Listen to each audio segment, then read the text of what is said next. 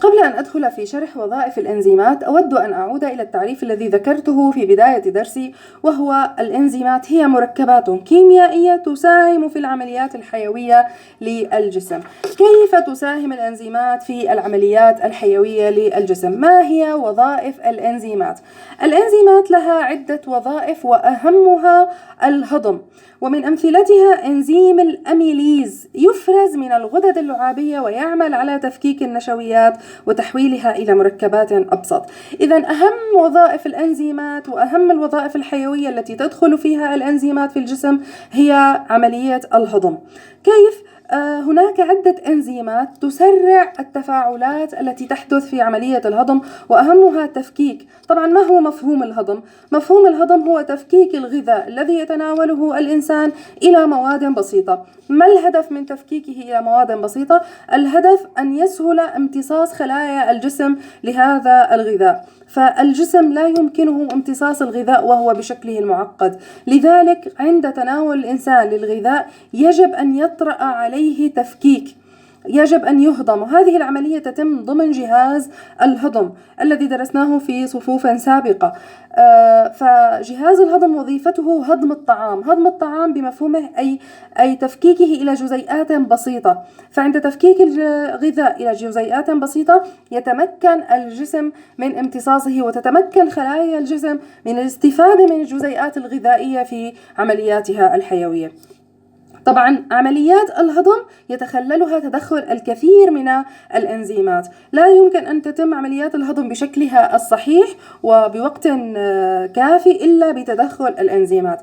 من أهم الإنزيمات التي تتدخل في عمليات الهضم ولها دور هام في عملية الهضم هو إنزيم الأميليز. إنزيم الأميليز يفرز في الفم من الغدد اللعابية. جميعنا نعرف أن التجويف الفموي يحتوي على غدد لعابية. هذه الغدد تفرز اللعاب بشكل مستمر. ما الهدف من إفراز اللعاب بشكل مستمر؟ ربما نحن المعلومة الشائعة لدينا أن اللعاب أهميته هي ترطيب التجويف الفموي، ولكن له دور هام آخر وربما لم تعرفوه من قبل، وهو هضم المواد النشوية. فعندما نتناول غذاء غنيا بالنشويات مثل الطحين، يعني المعجنات التي ذكرناها قبل قليل، هذا الغذاء يبدأ هضمه في الفم. كيف في الفم؟ لأن اللعاب المفرز في التجويف الفموي يحتوي على إنزيم الأميليز الذي يساعد على تفكيك النشويات وتحويلها إلى مركبات بسيطة. يعني النشويات التي نتناولها في غذائنا عندما تتعرض لإنزيم الأميليز سوف تتحول إلى مركبات بسيطة يسهل على الجسم امتصاصها. طبعا نحن قلنا أن اللعاب يفرز في التجويف الفموي. من أين يفرز هذا اللعاب؟ يفرز من الغدد اللعابية. هناك غدد لعابية تفرز اللعاب في التجويف الفموي، هذا اللعاب الذي يحتوي على الأميليز الذي يهضم المواد النشوية. طيب، من هنا نستطيع أن نستنتج معلومة هامة. دائما ينصحنا الأطباء أو حتى أهلنا ينصحوننا بمضغ الطعام جيدا. لماذا ينصحوننا بمضغ الطعام جيدا قبل بلعه؟ مضغ الطعام جيدا عدا عن أنه يساعد على البلع، فهو يساعد على مزج الطعام باللعاب. مزج الطعام باللعاب ماذا يعني؟ يعني زيادة هضم النشويات. يعني النشويات سوف تنتقل إلى باقي أجزاء جهاز الهضم وهي مهضومة بشكل جيد، بينما لو ابتلعنا الطعام دون مضغه بشكل جيد فلن يمتزج بشكل كاف باللعاب ولن تهضم المواد النشوية الموجودة فيه. هنا إذن هذا تعليل يمكن أن نستنتجه، أن هضم الطعام، مضغ الطعام بشكل جيد يساعد على هضم النشويات المحتوية عليه، وبالتالي عند انتقاله إلى باقي أجزاء جهاز الهضم تكون النشويات مهضومة بشكل جيد بفعل أنزيم الأميليز الموجود في اللعاب.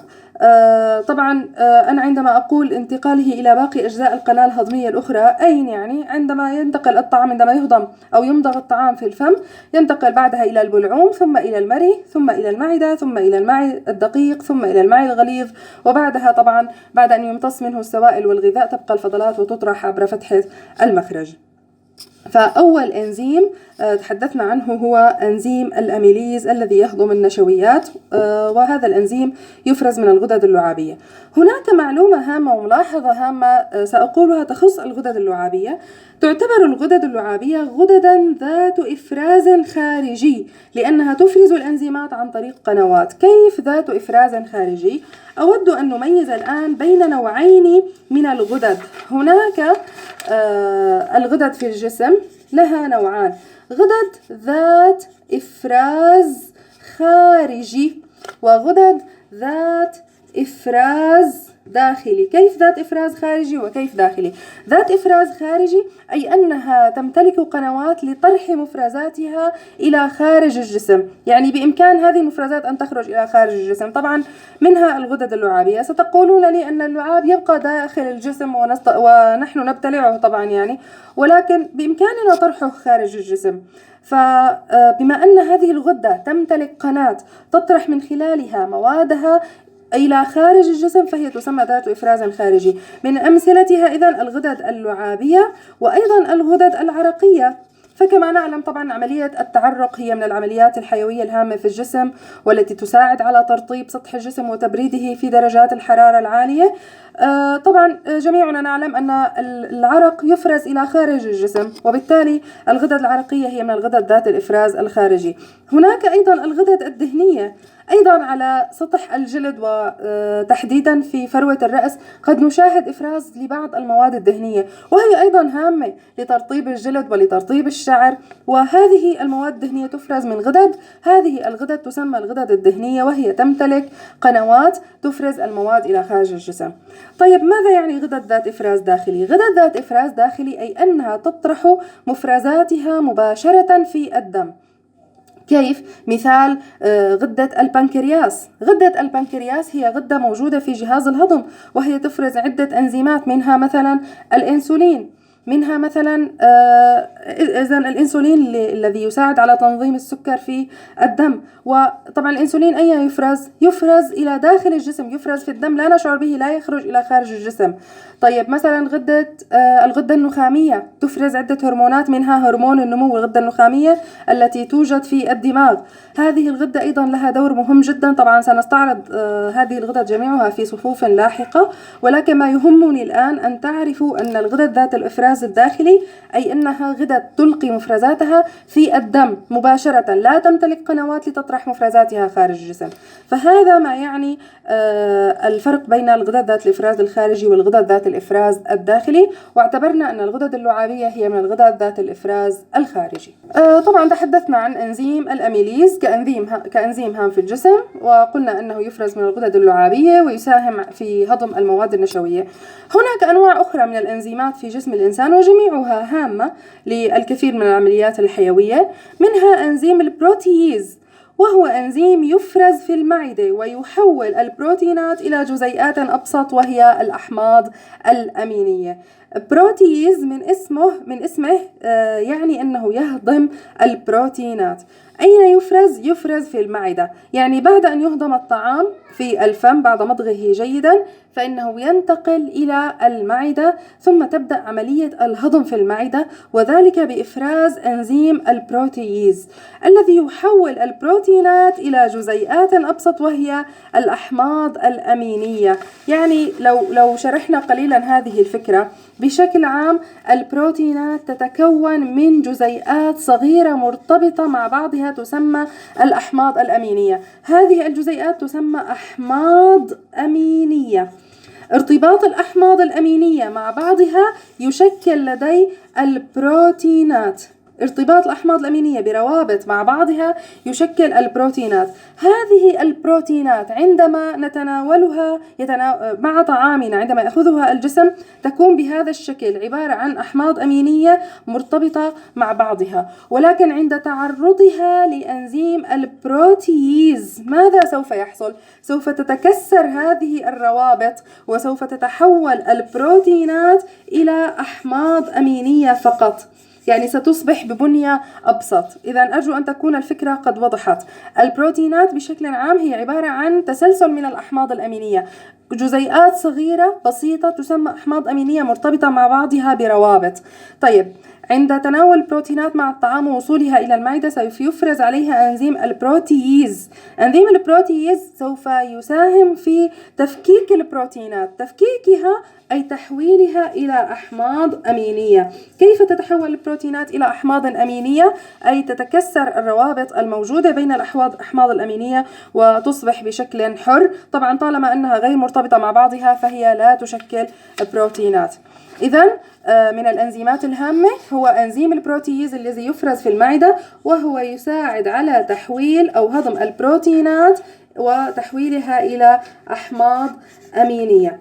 طبعا ما الهدف من تحويل البروتينات إلى أحماض أمينية؟ هذا التفاعل يجري بوساطة أنزيم البروتييز. ما الهدف من تحويل البروتينات إلى أحماض أمينية؟ طبعا الهدف تبسيط بنيتها من أجل أن يسهل على الجسم امتصاصها والاستفادة منها في عملياته الحيوية. من الأنزيمات الأخرى الهامة أيضا في جسم الإنسان أنزيم اللايبيز، وهو أنزيم يفرز من قبل البنكرياس. كما قلنا البنكرياس هي عبارة عن غدة موجودة في الجسم قريبة من المعدة، تعتبر من الغدد الملحقة بجهاز الهضم، وهذا الأنزيم يهضم الدهون ويحولها إلى أحماض دهنية. أيضا الدهون هي عبارة عن مركبات معقدة ومكونة من جزيئات صغيرة تسمى الأحماض الدهنية. تدخل أنزيم اللايبيز سوف يحول الدهون، يفككها إلى مواد بسيطة ويحولها إلى أحماض دهنية. فأنزيم اللايبيز يفرز من قبل البنكرياس ويساعد في عملية الهضم، وهو يهضم تحديدا الدهون بتركيبها المعقد لا يمكن أن يمتصها الجسم، ولكن تدخل اللايبيز سوف يفكك هذه الدهون ويحولها إلى جزيئات أصغر منها يستطيع الجسم أن يمتصها، وهو الأحماض الدهنية. هناك أنزيم آخر في الجسم بعيدا عن عمليات الهضم يسمى أنزيم الفايبرين، يفرز من الكبد ويساعد على تخثر الدم أثناء الجروح. جميعنا نعرف عندما يتعرض الجسم إلى جرح ماذا يحصل؟ سأوضح لكم. عندما يتعرض الجسم، لنفترض أن هذا هو الجلد، تعرض إلى جرح، سوف يحدث نزيف دموي في منطقة الجرح، صحيح؟ طبعا هذا النزيف لو استمر سوف يؤدي طبعا إلى موت الإنسان في حال استمر النزيف، ولكن ستحصل عملية هي تخثر الدم. طبعا ذكرنا مسبقا أنه هناك أوعية دموية دائما قريبة من الجلد، ستنسل من هذا الوعاء خلايا تسمى الصفيحات الدموية. هذه الصفيحات الدموية سوف تتجمع حول مكان الجرح وتشكل خثرة. ماذا يعني خثرة؟ يعني كتلة من الدم تكون جامدة لا تكون مثل الدم السائل. هذه الصفيحات الدموية التي تخرج من الأوعية الدموية تتجمع في مكان الجرح لتشكل ما يسمى بالخثرة. انظروا هذا ما الشكل. إذا خثرة هي عبارة عن كتلة من الدم تكون جامدة تغلق مكان الجرح كي توقف النزيف، وبالتالي تمنع تعرض الجسم للخطر.